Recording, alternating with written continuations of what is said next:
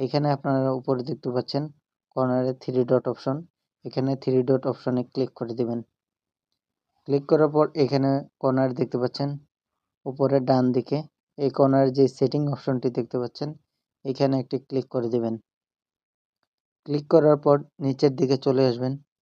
চলে আসার পর এখানে দেখতে পারবেন প্রাইভেসি অ্যান্ড সেফটি। এখানে যে প্রাইভেসি অ্যান্ড সেফটি দেখতে পাচ্ছেন এখানে একটি ক্লিক করে দিবেন। ক্লিক করার পর এখানে নিচের দিকে একটু চলে আসবেন। এখানে দেখবেন সিকিউরিটি লেখা আছে। এখানে নিচে আছে অ্যাপস লক।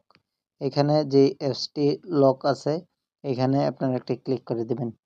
ক্লিক করার পর এখানে আপনারা দেখতে পারবেন সাধারণত আপনাদের এরকম দেখাবে। সাধারণত এরকমের দেখাবে। প্রথমে আপনার চাইবে এখানে হচ্ছে ফিঙ্গার। এখানে লেখা আছে টাচ টু ফিঙ্গার সেন্সর। এখানে যদি আপনি ফিঙ্গার দিয়ে দেন অটোমেটিকলি আপনার